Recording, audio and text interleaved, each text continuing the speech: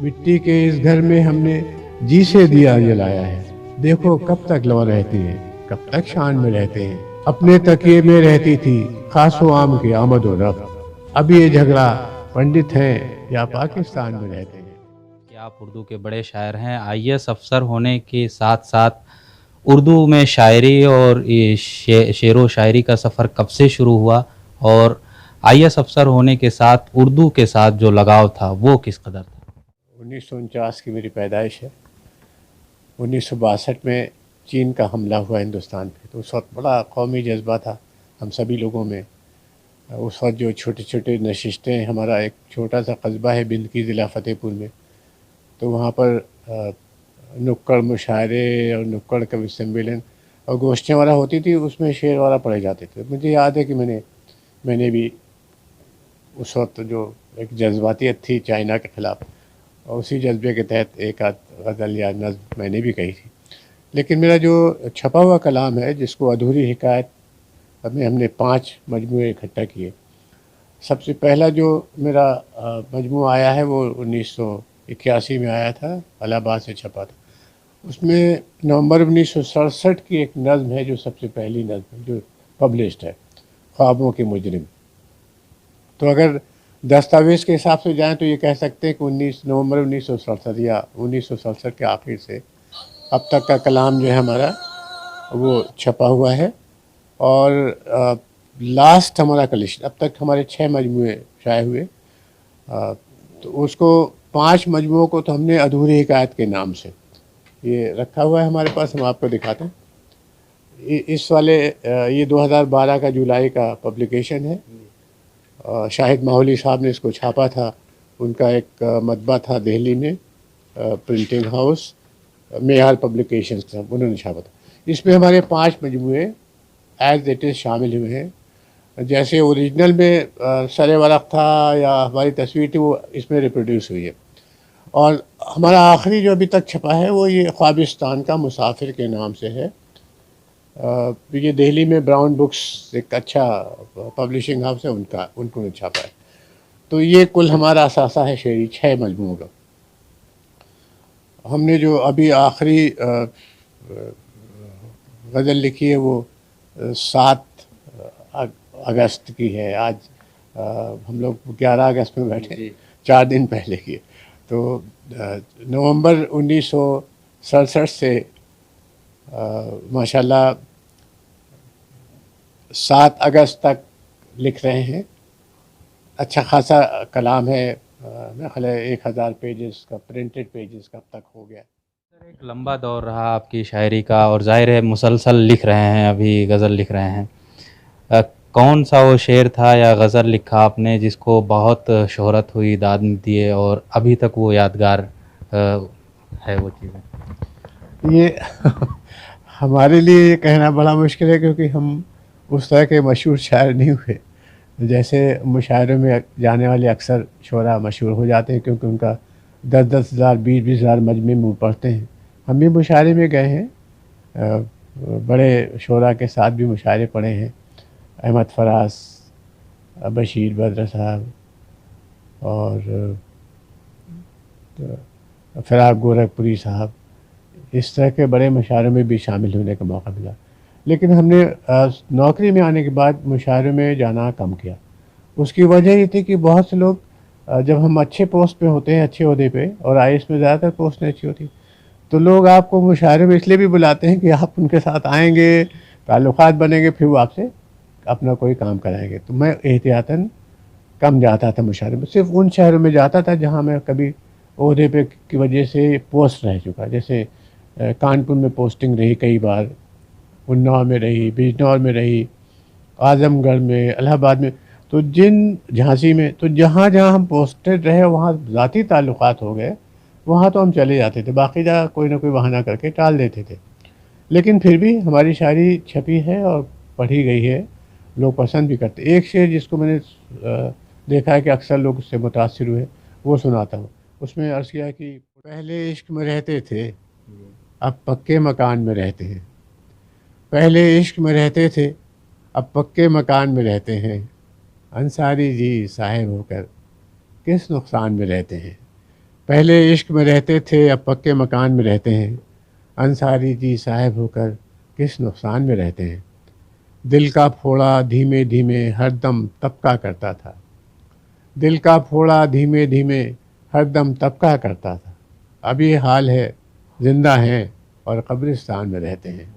دل کا پھوڑا دھیمے دھیمے ہر دم طبقہ کرتا تھا، اب یہ حال ہے زندہ ہیں اور قبرستان میں رہتے ہیں۔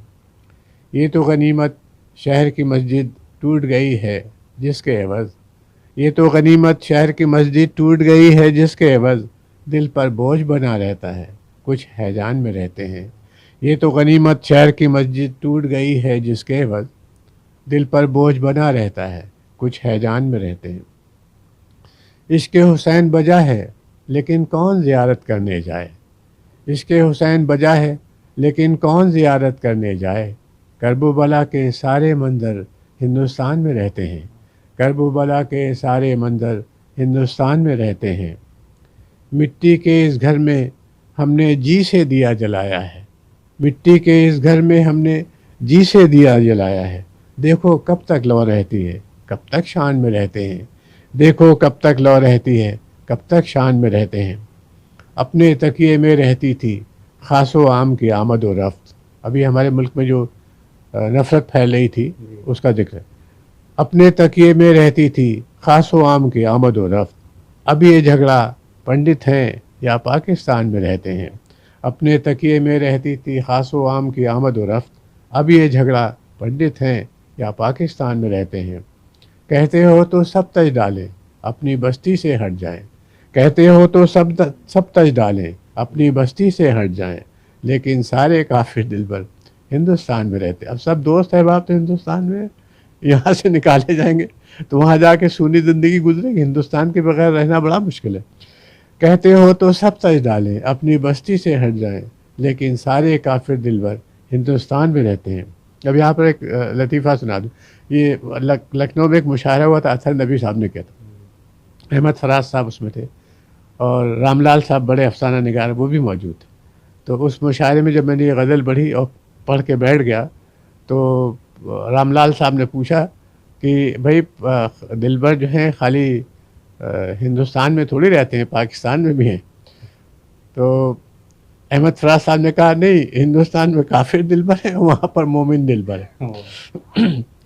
آخری شعر ہے، پھر سے خونی رنگ کے کپڑے عید میں شاید پہنے جائیں۔ مراد آباد میں ایک بڑا واقعہ ہوا تھا، عید میں لوگ نماز پڑھ رہے تھے، وی پی سنگھ کی گورنمنٹ تھی اور یہاں پر وہ تھے ویر بہادر سنگھ چیف منسٹر، اور وہاں پر فائرنگ کر دی، بہت لوگ مارے گئے تھے۔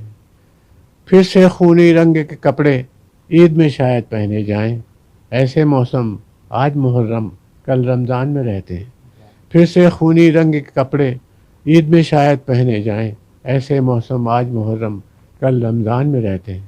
پہلے عشق میں رہتے تھے اب پکے مکان میں رہتے ہیں، انصاری جی صاحب ہو کر کس نقصان میں رہتے ہیں۔ سر آپ نے شاعری کی اور ضخیم کتابیں بھی ہو گئیں، مجموعہ منظر عام پر آیا، یہ سلسلہ اگلی نسل تک بڑھانے کے لیے کیا کیا ہے اور اردو سے بچوں کو کس طریقے سے متعارف کیا، ان کی کیا دلچسپی ہے؟